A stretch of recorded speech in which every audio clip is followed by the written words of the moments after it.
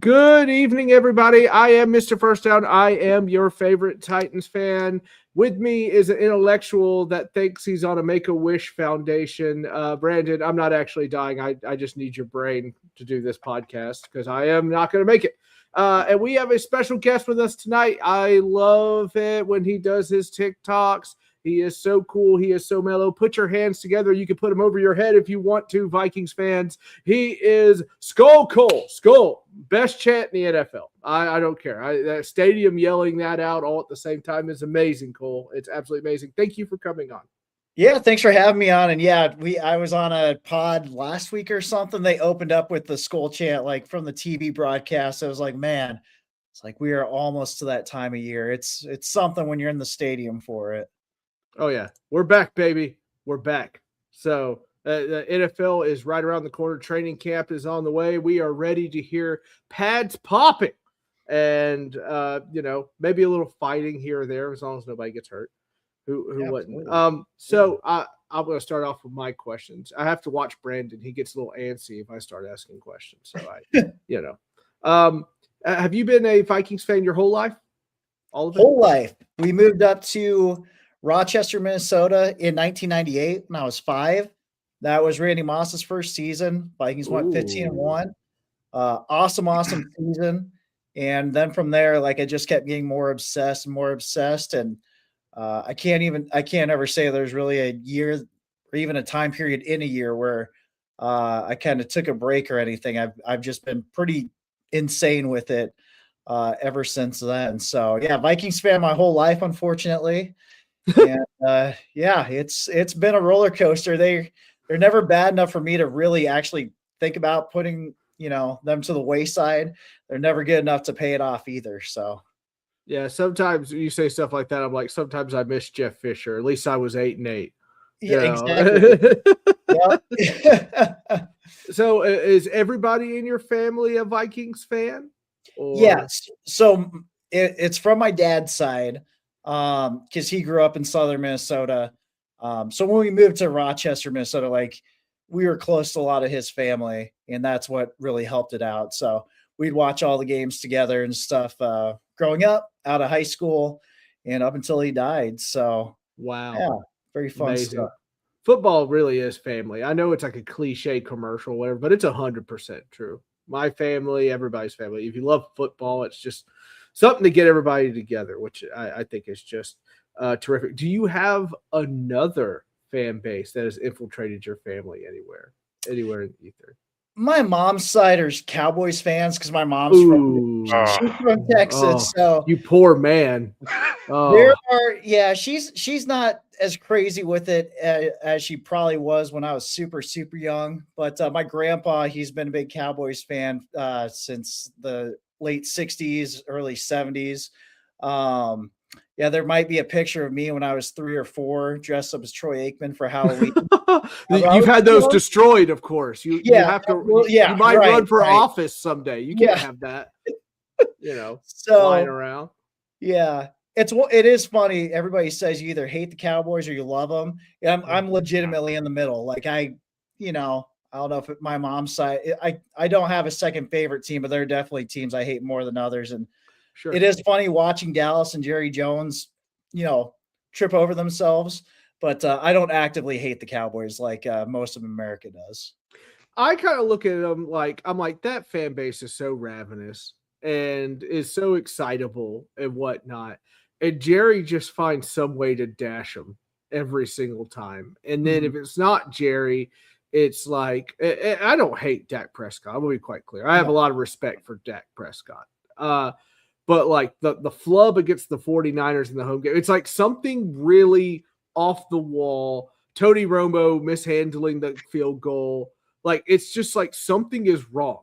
Why does something so simple just get absolutely like wrecked? It is mind-boggling to me. Yeah. But yeah, it's always quality television. Yeah, I'm just like, oh boy, they're down 1. All they have to do is make this field goal. Well, they're not going to make it because something horrible is going to go wrong. Exactly. Like it's nuts. It's absolutely nuts to me. But in the words of my Southern brethren out there, bless your heart. All right, bless your heart. Um, okay. So what made you start doing the TikTok lives? Because I'll be honest with you, I started doing my TikTok lives after I saw you do your TikTok lives, and I realized the niche that you have, which is I don't care what fan base it was. We could talk football. Whereas you go on TikTok Live now, it doesn't matter. It could be a Carolina Panthers fan, it could be a Jets fan, and they're just yelling and screaming at everybody. So, what got you started doing the TikTok Lives? Yeah, it's funny. I didn't even really get into TikTok till about this time last summer. Huh? Because I was gonna start my own podcast. This is gonna be a Hmm. long-winded way of getting to this. I can help you. And so I was doing that for a while, and then just posted a couple videos a day of just my thoughts on stuff. The way I told people, I'm like, it's almost like I'm just bringing like a Twitter kind of feel to TikTok, like it just kind of reported the news or just my quick thoughts on stuff. And uh, once the Vikings fired GM Kwesi Adofo-Mensah, I was down at the Senior Bowl when that happened, and he was there at the Senior Bowl, and he got fired between the final practice and the game.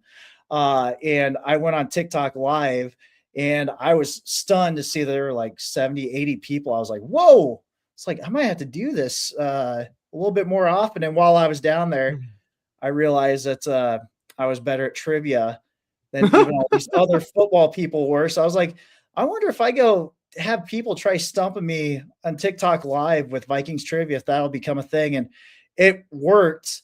And it became a part where Packers fans, Bears fans, Titans fans, other people would just like kind of hang out and everything. I was Oh like, this yeah. is kind of a really fun way to do this. So I haven't really done it much in the past month and a half.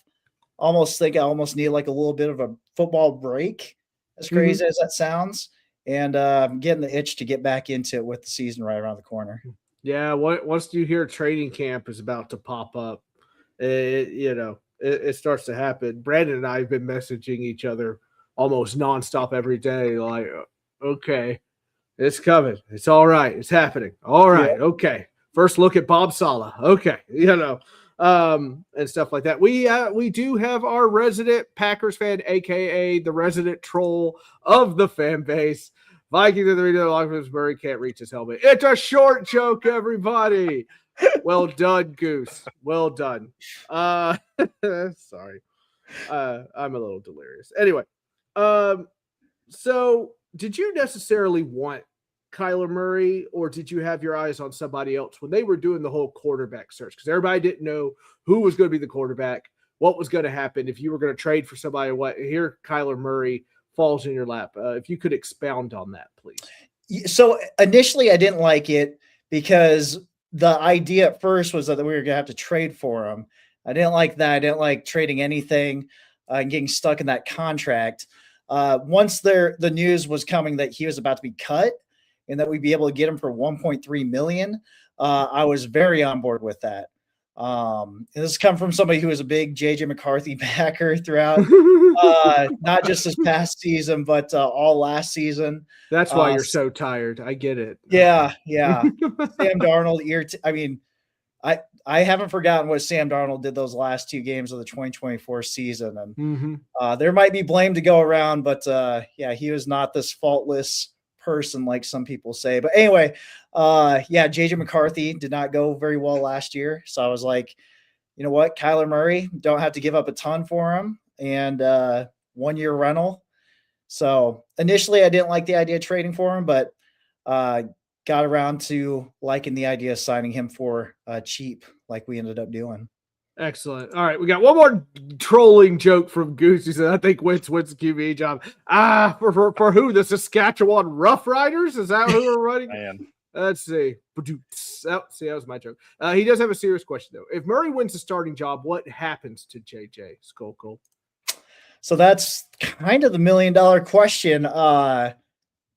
Ideally, he takes it in stride and he sits on the bench. He sees how things are supposed to be done day to day professionally. And he kind of takes this like, okay, this is how I probably should have done things, in 2025. But there's just so many rumblings around the idea that he could potentially be traded. Because Wow. Yeah, and it's like it's not so much just that he doesn't win the job. It's just like everybody's like it's improving the quarterback one spot, but also like the quarterback room. And are you going to have somebody who's disgruntled? As QB2, QB3. I mean, there's actually not even a guarantee that if Kyler were to get hurt, that it'd be JJ McCarthy off the bench. Like, look how the offense worked with Carson Wentz last year. It wasn't perfect, but it was much closer to a Kevin O'Connell offense where JJ McCarthy liked that. I mean, it's very interesting. I'm not quite saying I'm advocating for it, but I've kind of got my eye on it that JJ could potentially be traded, and it'd be crazy. I'd be eating a lot of crow for it, and I admit that. I'm really just stunned how badly everything has played out these last 12 months. I don't think I'm with you. I don't think he's going. I mean, we drafted the guy. He's still on the drafting contract here, which is not really that expensive. Brandon, do you think he could get kicked out of there? Man, that's kind of a tough one. I didn't even hear much talk of this, so this must be something that's kind of quiet, but yet must be talked about the fan base a lot. Yeah, around the local channels. Yeah, and I mean, he already opened one of the questions I had because if JJ does lose the starting role and Murray beats him out, the question was, do we think he's done in Minnesota? And I mean, you kind of elaborated on it. He's probably going to sit on the bench. He's a cheap rookie deal, so why get rid of him if you need to? And that doesn't mean that he can't learn after another year behind Murray. Murray has his flaws, but he also has his good things, unless he's playing Call of Duty. But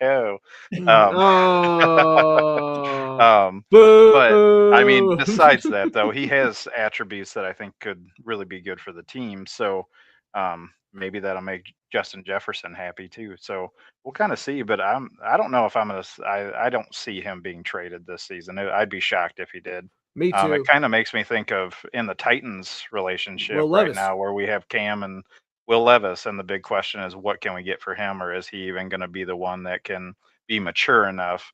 I know I've heard talkings, and you can maybe elaborate on this a little bit more about JJ McCarthy's way he's approached interviews, or some of his personality apparently has been a talking point that I've seen, and it's kind of had some people in the locker room like, I don't know if I want to back this guy as my leader. So what are your thoughts on that? So from what I have heard, this is what makes this really weird, is that from everything I've heard from players, and players will say some stuff, but like it sounds genuine. Like the players do love JJ McCarthy, like as a person, probably as a teammate, but maybe not as a quarterback. If you can like, if that makes any sense. It's almost like in high school when like the best friends on the team might not have always been like two fellow starters. It might have been like a star quarterback and like a backup secondary guy or something. But yeah, it's it's one of those things where his interviews, he's come off as a little salty. And I actually didn't have a huge issue with that. But a lot of people did. And it just seems like, I don't know if everybody's just pre-positioned themselves to where they just, everything this guy does, they just hate. Because that's almost what it kind of feels like now. I mean, there's even a joke going around now on X right now where some guy played high school football against JJ McCarthy, and now he's trashing JJ as like one of the worst quarterbacks in the league. And it's like, man, we made our way to the comedy clubs and everything. This is awesome. Yeah. So I guess I kind of forgot the original question. It's almost like you might be moving off of JJ McCarthy just so you can get like a change of scenery. And it's just, I don't know. Like, I don't think that the locker room actually dislikes him, but almost moving off of him because they still like him could be problematic too. It's like a really weird thing from what I've heard from people who kind of know behind the scenes. Yeah, that's how it is with Levis too. It's just kind of like, all right, look, I think personally, Brandon and I are in the same vein here. We think it would be good for him and us if we just part ways, send him on his way. Enjoy the Arizona Cardinals will remake your image, whatever you got to do, right? But when you read stuff like Mitchell Trubisky is clearly the backup, like when they say clearly, and it's not just one beat reporter, but pretty much all 8 of them saying so, it's just like, all right, come on, let's send him on his way. We're just stop it. He's already dead. It's enough. It's enough. Goose brings this up. Do they keep 3 QBs on the active roster? So that's a good question with that, because that'd be why would you move off of JJ McCarthy if you are going to keep 3 quarterbacks? It seems like most teams do. I don't think Max Brosmer will be QB3 after the way things Gopher. yeah. After the way that thing went last year, we talked about JJ McCarthy's deficiencies. Max Brosmer, I saw that on Christmas Day, and it feels like 3 quarterbacks. That's why it seems like the idea of trading JJ feels far-fetched, unless it's like you deal him away and then like you trade for somebody like Anthony Richardson, who the Vikings were allegedly high on back heading into the 2023 draft. So some people might not see that as much of an improvement, but JJ McCarthy could be going down a similar road this year as Richardson did last year. So sometimes it's just shuffling guys around and, threading a very fine needle, which the Vikings didn't do well at last year. But 3 quarterbacks, I do foresee that, especially with the way that this team has been derailed by injuries at quarterback 2023 and 2025. So, yeah. I hear you. By the way, I have to congratulate you because you said your GM's name fully. There was no stutter. There was no nothing. You said it. That's a true fan right there. I looked at that name and I was like, I see what everybody calls him Queasy, and they just move on. Right. But does this mean signal that KOC has the power in the house now? It's no longer a GM's job, because I felt like if the GM was that most important position, they would have somebody hired. They didn't before the draft. They just said, here we go. We're rolling. Is KOC de facto in charge at this moment? So it sounds like the final say of the roster is new general manager Nolan Teasley. However, like you said, they didn't hire him until like 4 months after they fired Kwesi. So in that time, our interim GM, Rob Brzezinski, who's been with the team since 1999, like he had some say, but like he relied heavily on the coaching staff, not only Kevin O'Connell, but also Brian Flores. So this more or less, I don't know if it's a 50-50 power split with him and Teasley now, but the pressure is squarely on Kevin O'Connell moving forward. So final say goes to Nolan Teasley, but I don't think it's like, I guess he's still going to have a lot of input from Kevin O'Connell because the draft was heavily influenced by the coaching staff. Right. If the season does go south, do you think Jefferson will ask to get traded? No. I've had to deal with listing of Justin Jefferson trades for so long. Now, to be You're fair, numb to it. Like, yeah, I get it. So I go from rolling my eyes at that, then also acknowledging, like, if the quarterback play doesn't get better than it was last year, then I actually could see him losing his mind, because it was teetering last year on him losing his mind. He had that game against the Seahawks end of November where he had 2 catches for 4 yards in the Max Brosmer game. And he didn't talk to reporters. He did talk to reporters a couple days afterwards, and he said, I'm sick of saying the same thing week in and week out. He's like, nothing against you guys. And then the rest of the year, he was fine. Before that, he was fine. The offense is centered around him. I think he has a good rapport with Kevin O'Connell. He is still a receiver. It just feels like everybody's been trying to will Justin Jefferson out of Minnesota forever. And he really hasn't given off any diva like vibes, even though, especially last year, he had every reason to go off the deep end, and he didn't, to his credit. So, yeah, we need crossing my fingers, Jefferson not going anywhere. I hear you. We really need KOC to have an illicit love affair with an NFL reporter, so we can, she brought AJ to the Patriots, so something along those lines going out there. I couldn't help it. I had to take the shot. Okay, I had to. You saw she name dropped him in that traffic stop. Right? Oh, I know. I was just like, oh my God. I was like, how? I was like, there's not even football stuff going on. We're still getting caught in the news. I still thought, I was like, okay, her reporting career's over, but she could still have a podcast career. But it just keeps getting steadily worse. it's just like after one stone's unturned, there's a whole other stone full of bugs and everything. It's ridiculous. It's utterly crazy. It is absolutely nuts. Yeah, I'm still. There's got to be more to that story, and I just don't know what can of worms the league wants to open or how crazy she wants to go with what she actually knows. Right. Well, I mean, ball's in her court because right now it does not look good for her. They're going to forgive Vrabel because he's a good coach. That's what they're going to do. Whether fair or foul, they're going to forgive Vrabel. The league said he's they're a not patriot. Yeah, it's because he's a patriot. And not only just a good coach, he's a patriot. Patriots get away with whatever they want. He's a patriot. He gets his chowder. All right, that was my Bostonian accent. You're welcome. There you go. Anyway, how do we feel? You feel about the strength of schedule this year? Are you happy about your schedule? Are you pissed about it? We, for the first time ever, I've told Brandon this many times, this is the first time in 8 years I have not been pissed at our schedule. This is like, because we just keep it's like, yeah, you had the first round draft pick, but here, play the top 10 defenses starting out. Just go ahead and do that. You can play the number 1 defense twice. How about that for you, Titans? There you go. Yeah, so we are happy this year. Are you happy with your schedule? Pretty happy with it. The only reason I say it the way I did was had the Vikings just sucked in December, they probably would have they would have ended up with the 4th place schedule in the NFC North. Instead, they leapfrogged the Lions, who have the easiest strength of schedule in the NFL. Besides that, it's really not terrible. Like last year, the Vikings had like a really rough schedule, and like they sucked in like the murderer's row part of it. That's what knocked them out of the playoffs. So there's some tough games in there. But I mean, it's doable. It's winnable. I mean, you get the Packers at home to start the year, and then you're on the road to Chicago week 2.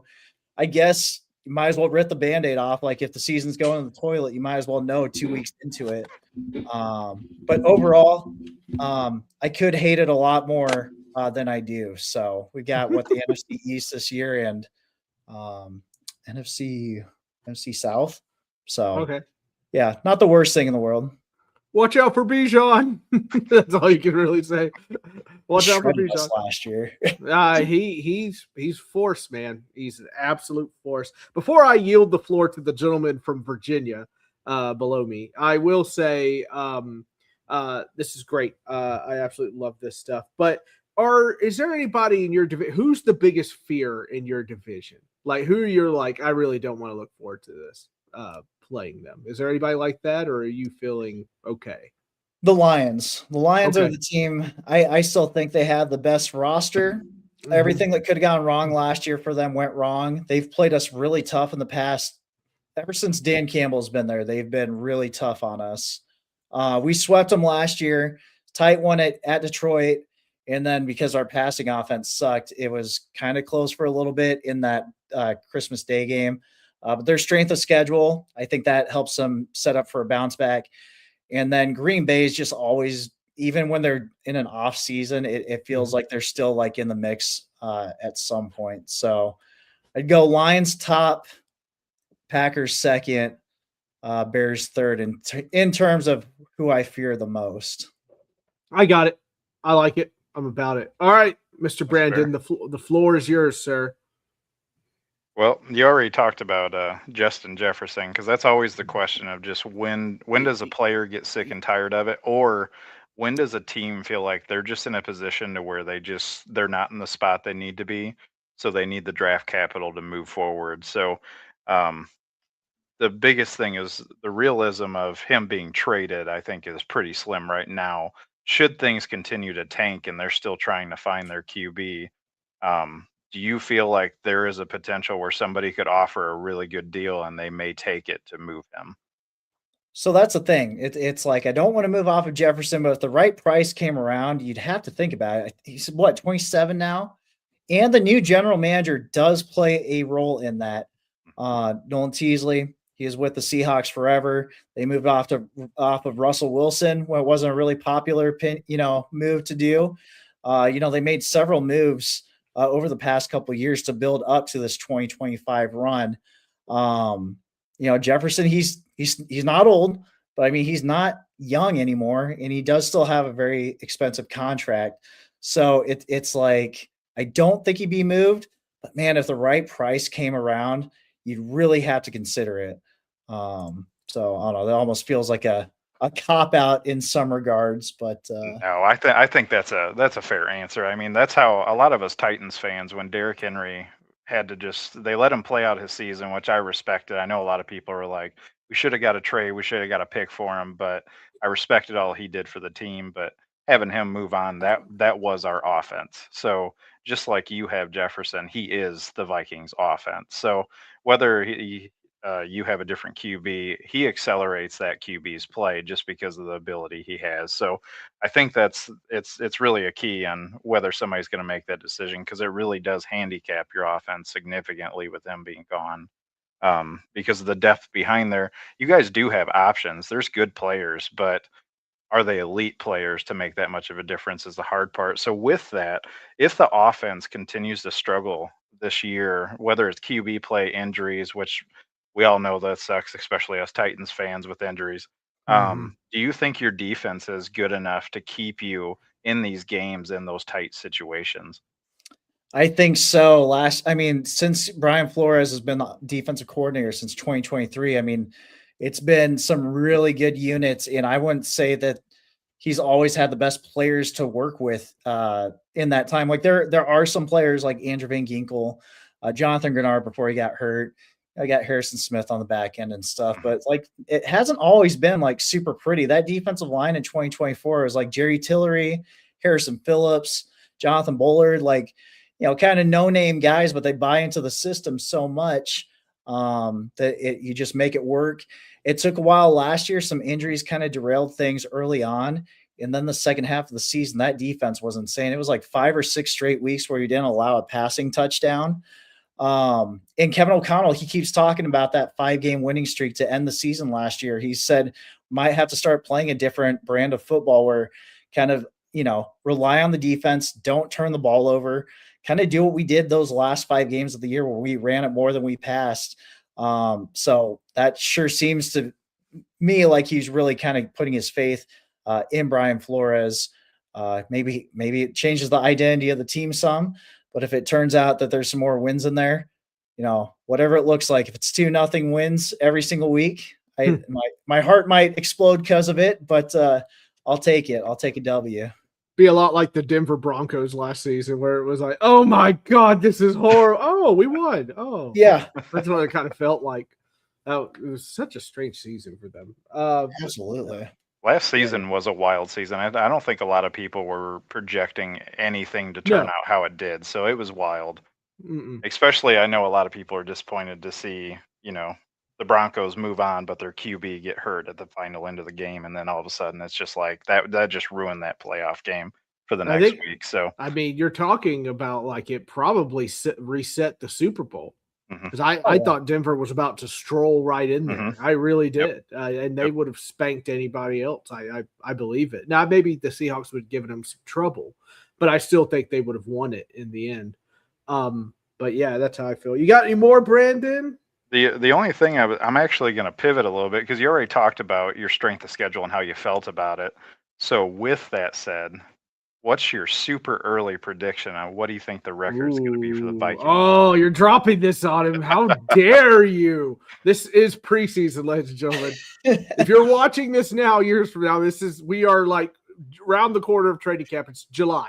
Okay, so he can make his prediction without judgment. You hear me, internet? No. You hear me, internet? Early prediction. Yeah. Because we all know 1 week preseason, major injury. There it goes. Do it, Cole. I preference it. Just say 17-0, be done with it. Just say 17-0, be done with it. Yeah, nailed it. I'll try not being too homeristic on it, but I've gone through it. I say it's 10-7. I think that we're definitely could be in the running for the division. Definitely a playoff spot. Everything that could have gone wrong in 2025 went wrong, and the Vikings still finished 9-8. Now they started 4-8 before that 5-game winning streak, but they did still finish with a winning record. And some of those games were very winnable and would have been won had there been average NFL quarterback play, and like that cannot be overstated enough. Like there were games for the taking last year. So I say 10-7. I'm going to say that's conservative, but I don't want to be too homeristic on here.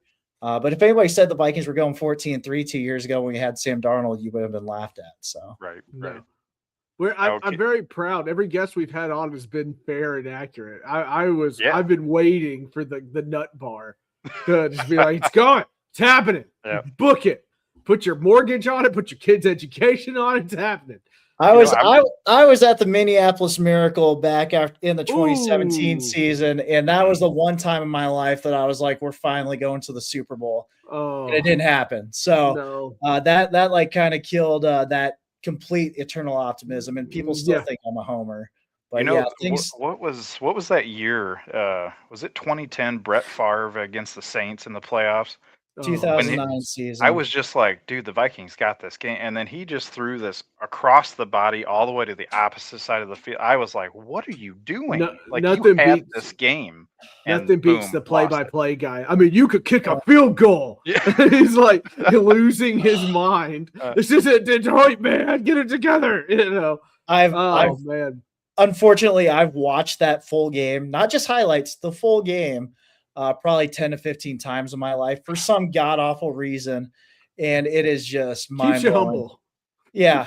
How the Vikings blew that game is just insane. Outgained them 475 yards to 257, and 5 turnovers will do that to you. Yep. So hey, listen, I'm glad we're talking about that goddamn game. I can't even mention the 9-sack game where we beat Joe Burrow 9 sacks and he still wins the game because Ryan Tannehill decided that he didn't know how to throw a football anymore, even though all year efficiency right under Patrick Mahomes. And he just decides this game right now to absolutely lay an egg. And I have never recovered. That was a crazy game. I still can't believe that Bengals team made it to the Super Bowl that year. Me neither. That game of the week after, it was just it was nuts. Jeffrey Simmons had 4 sacks. Think about that. Your middle defensive lineman was killing people, and you still lost. And I sat in my seat, and I'll tell you this: I cried. I sat in my seat and cried because I knew it was over. I knew it was over. You were there, AJ. Yeah, I was there. Yeah, it was over for AJ. It was over for Tannehill. It was over. I knew it was done. And I've never really, I didn't know it was going to be over for Vrabel, but hey, look at that surprise. So yeah, no, I get it. The heartbreaking losses are just, I mean, they last with you. And sometimes it seems unfairly the wins don't stick with you as much as the losses. It's nuts. For whatever reason. Even the Minneapolis Miracle, I haven't watched it that many times in my life. Like, I mean, I love watching that play. I haven't sat through the whole game that means. I mean, I've done it a couple times because I'm still a psycho, but I haven't sat through it. We're all sick. We're all sick, man. Yeah. So, we're talking NFL in July. We're all sick. Okay. We're very sick people.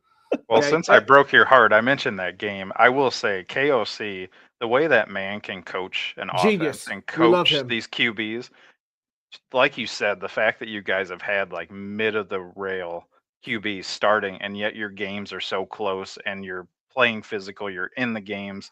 I'm kind of excited to see. We've seen how much Murray dropped off with Arizona, but then again, what is going on with Arizona is the real question. I don't know what they're doing over there. So no clue. I mean, there's a lot of it that I think there's many falters there that are outside of Murray. So I'm excited to see what KOC is going to do for Murray and bring out his skill set. Because I mean, Darnold didn't just flip a switch out of nowhere. And look at how good he did play. Towards the end, he really did drop off, which was kind of where it was like, when is this going to happen? Was he really worth paying? And then look at what he did with the Seahawks, which again, that was a total different thing too, where it's not just him, but it just goes. This podcast was really fun until 5 minutes ago. Brandon, I shouldn't have turned the floor over to you. You ruined the vibe. I'm just trying to say. Everything you're saying is right. It's just exciting to see, like, he did coach these people up, but I mean, it does go back to show that Darnold, he's not an elite QB by any means. He did win a Super Bowl, but it was not on his arm alone.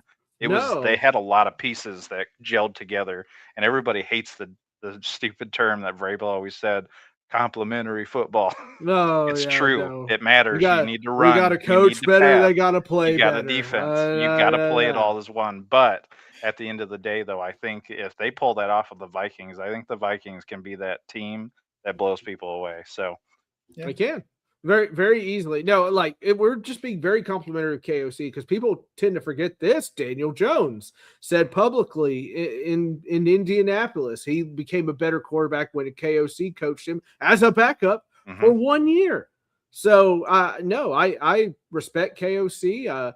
You know, I see you have a GM, but I still think KOC is running that house. If I had to guess, if people are like really honest, like if you were a reporter there and you're like, the cameras are off, you're like, okay, like, so like he's running this thing, right? Like, you know, this isn't like some Amigma thing where there's like a pyramid scheme of like 8 guys. No. It's KOC, baby. It's KOC. Yep. One more thing though, I will mention that I think the most brilliant thing about Sam Darnold, and people overlook this because of all the craziness in that Super Bowl and the supreme defense and Kenneth Walker running away from everybody.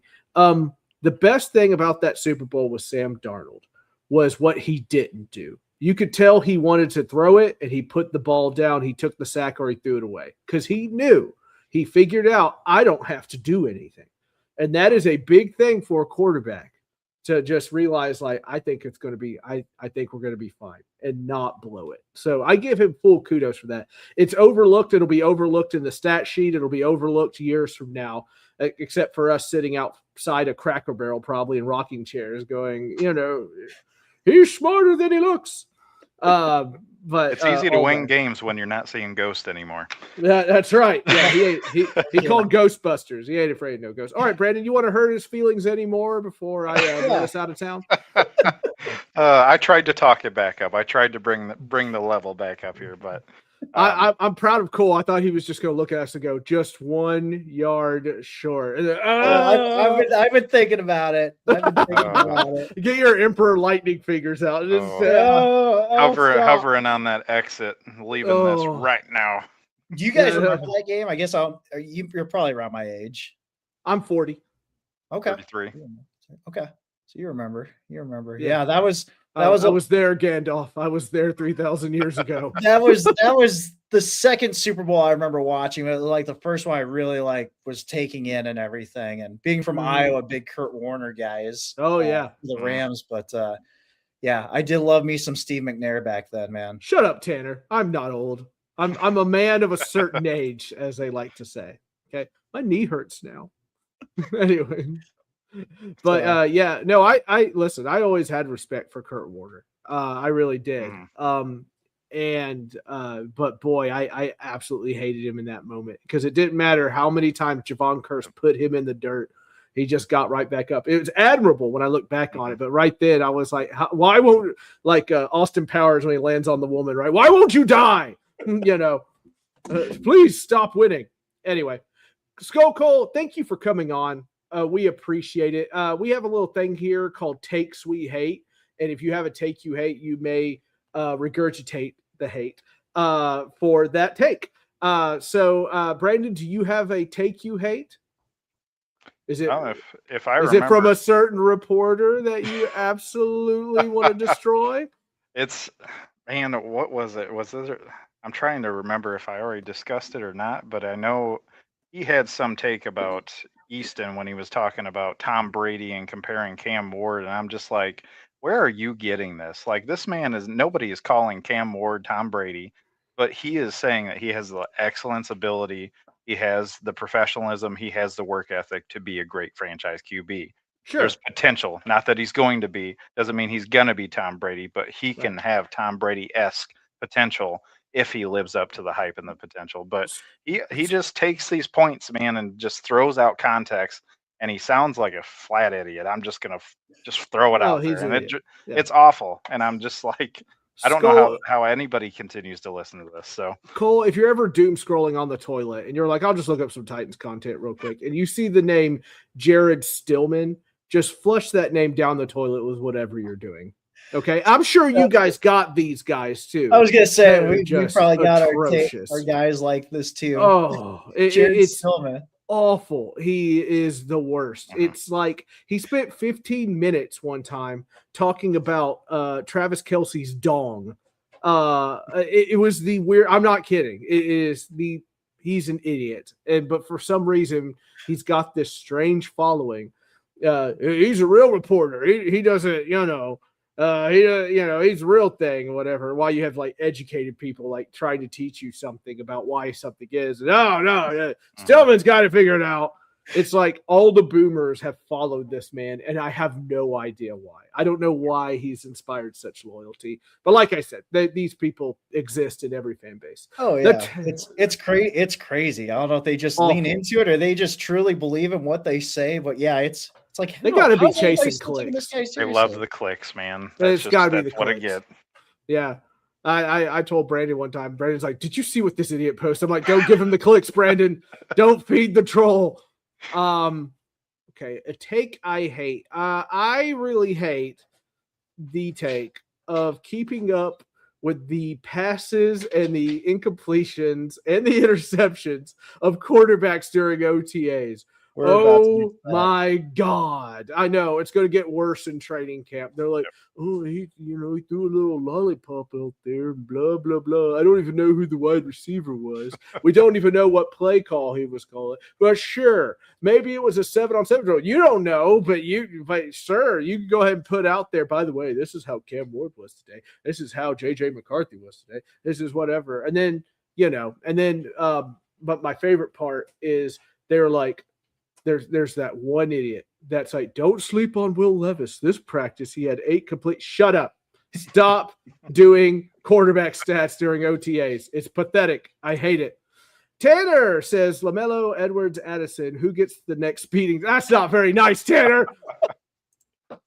Cole, I'm glad you're here. I don't know why my chat's evil. Yeah, this is great. Chat. Like I said, I appreciate all this. He's never coming back. Anti-Vikings podcast from Titans. I know. I'm not. That's not who I am. This is not my fault. It's the internet. The internet did this to me. I'm going to sound like a crazy man. No, it wasn't me. It wasn't me. It was the one-armed man. But yeah, no, that's how it is. Cole, thank you for coming on. Sorry that people are evil in the chat, but thank you for coming on. Do you have a take you hate? Is there something you just absolutely despise right now?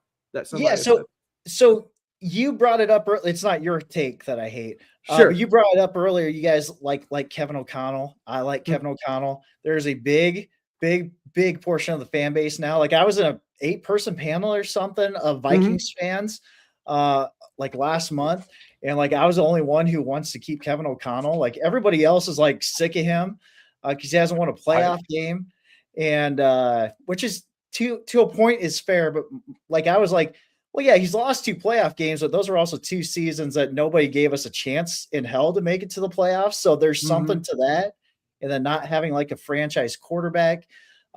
So don't fire Kevin O'Connell. I don't think he's going to be fired even if we don't win a playoff game this year. I do think there is a possibility that we make the playoffs and do win a playoff game.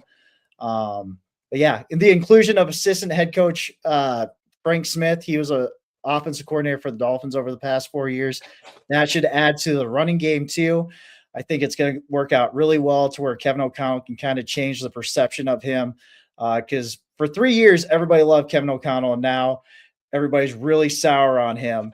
And I think that he's got some tricks up his sleeve to kind of renew some, belief and confidence in him moving forward. All right.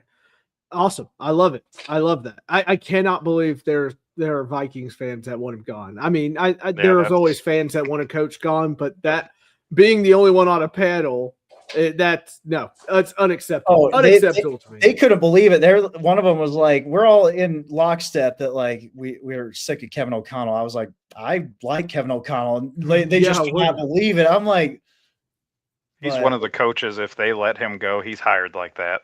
Oh yeah, and he probably wins a Super Bowl like within like 2 or 3 seasons with his next team. So. It could be the Arizona Cardinals, right? Let's say the impossible happens and Kevin O'Connell comes through. They will dump McFlor's brother out the door.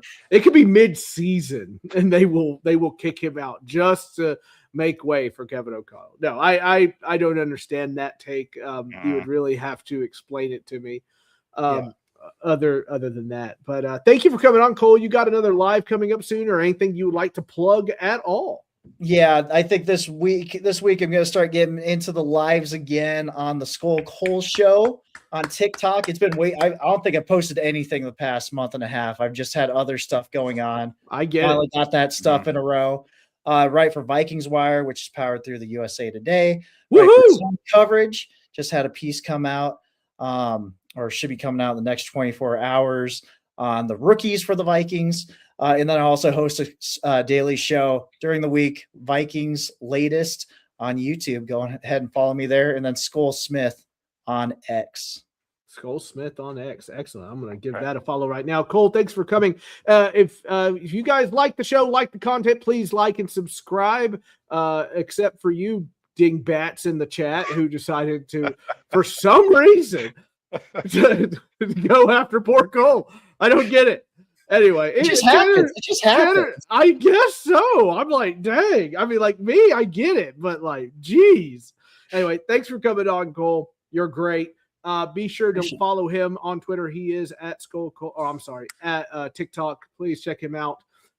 We will be back again next Saturday, and I think I'm gonna have a Dolphins fan. Tee hee hee. As really as I can get. We'll see who insults him there in chat next time. Anyway, for Brandon Knowles, for Sam, aka Mr. First Out, and Skull Cole, this has been Fanboys Unleashed. We will see you later.